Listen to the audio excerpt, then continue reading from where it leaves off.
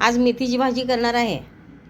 हे बघा, ही मेथीची भाजी आता निवडून घ्यायची, लसूण घालायचा, हिरवी मिरची घालायची आणि मेथीची भाजी करणार आहे। या मग मेथीची भाजी खायला। हे बघा, आता हे अद्रक लसूणची पेस्ट घालणार आणि कारलं करणार, चिंच गूळ घालणार कारल्याला, अद्रक लसूणची पेस्ट आणि चिंच गूळ एवढंच घालणार आणि काळा मसाला, असं कारलं करणार आहे। आणि हे मेथीची भाजीला लसूण चेचलेला आहे। मेथीची भाजी इथं धुवून ठेवलेली आहे। आता मेथीची भाजी करत आहे, कढई ठेवलेली आहे मेथीची भाजी करायला।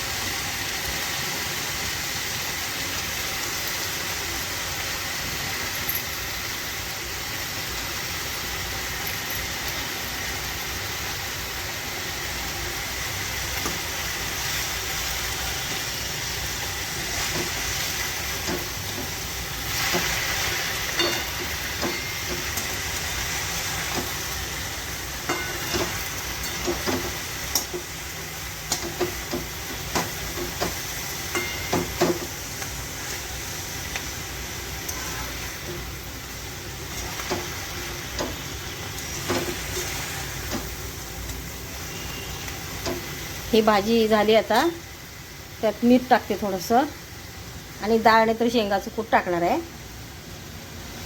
हे बघा, भाजीला ना बेसन पीठ लावलंय, थोडंसं मीठ घातलंय, लाल तिखट, भाजी तयार झालेली आहे।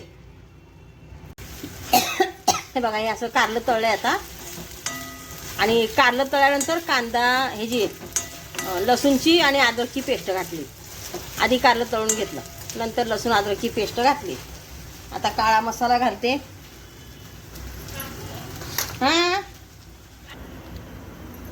हे बघा, हे चिंचगुळाचं पाणी आहे, चिंचगुळाचं पाणी घातलं आता कारल्याला, मीठ घातलं, काळं तिखट घातलं।